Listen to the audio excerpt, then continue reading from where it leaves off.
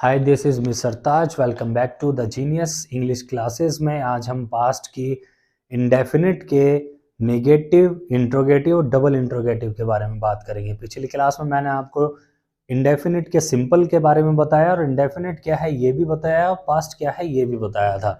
अगर आपको ये जानना है तो हमारे चैनल को सब्सक्राइब कीजिए, लाइक कीजिए, कमेंट कीजिए, शेयर कीजिए और बेल आइकन भी ज़रूर प्रेस कीजिए। Then you get the all notifications.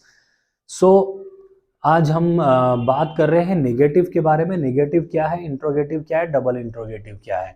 Negative यानी कि नहीं वाली बात। जब हम कोई बात करते हैं, नहीं में जवाब देते हैं या नहीं में बात करते हैं, तब हम किस तरीके से सेंटेंस को बनाएंगे। इंट्रोगेटिव में जब हम किसी से पूछने की बात करते हैं, किसी से हम क्वेश्चन करते हैं, तो उसको हम क्या वाली बात कहेंगे, तो उसके अंदर कैसे सेंटेंस बनाया जाएगा।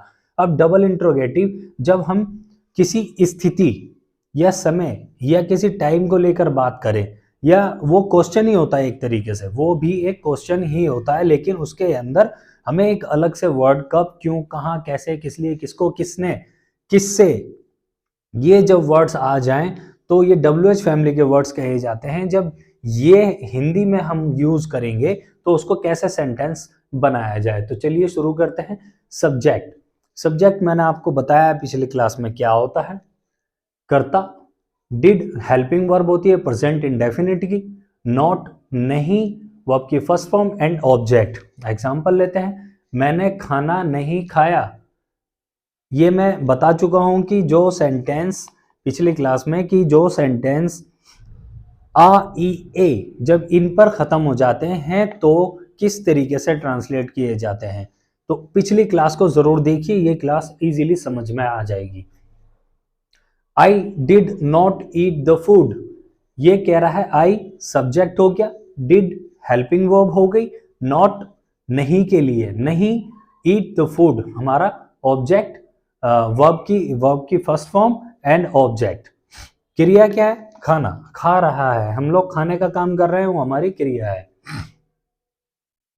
अब इसी तरीके से हेल्पिंग वर्ब को जब हम सब्जेक्ट से पहले लगा दें तो वो क्या में बदल जाती है। लेकिन ये क्या शुरुआत वाला क्या है, ये बाद वाला क्या नहीं, जो पहले ही क्या आ जाए उसके अंदर हम डिड का यूज सब्जेक्ट से पहले कर देंगे और बाकी हम सिंपल सेंटेंस जो कि प्रेजेंट इंडेफिनिट का सेंटेंस है उसको लगा देंगे। लेकिन डिड यहाँ डिड बता देगा कि हमारा पास्ट में है। मैंने बताया था कि कुछ ऑटोमेटिकली हमें हेल्पिंग वर्ब्स इंग्लिश में दी गई हैं जो समय को निर्धारित करेंगी, लेकिन जो हमारे टाइम को, हमारी क्रिया को बताएंगी वो वर्ब्स होती हैं जो हमारे काम के होने का पता बताएगी, वो हम वर्ब्स कहते हैं। Verb first form, second form, third form.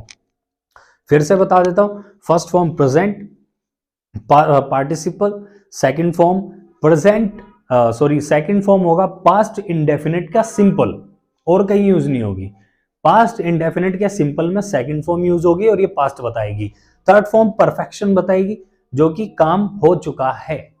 Perfection के लिए ये काम बीत गया, अभी हुआ, जस्ट हुआ या आगे समय में होगा, ये काम आगे समय में हो चुका होगा।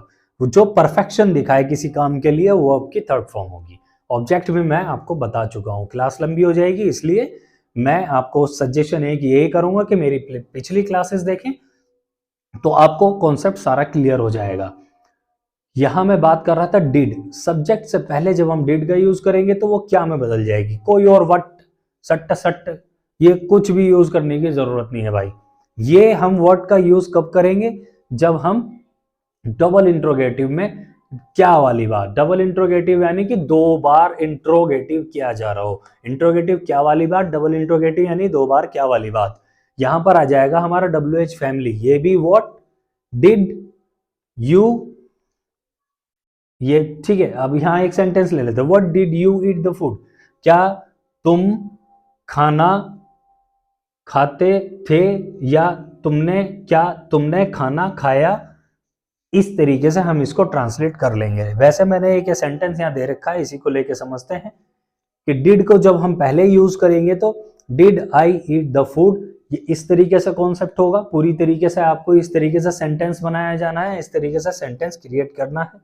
डबल इंट्रोगेटिव में WH फैमिली के वर्ड्स मैं आपको स्टार्टिंग में लिखवा चुका हूं, बता चुका हूं, पहली वीडियो में ही आप इनको याद कर लीजिएगा, ये बहुत ज़रूरी होगा। मैं नेक्स्ट वीडियो में भी आपको ये WH फैमिली वर्ड्स बता दूंगा। When did I eat the food? मैंने कब खाना खाया। When did I eat the food?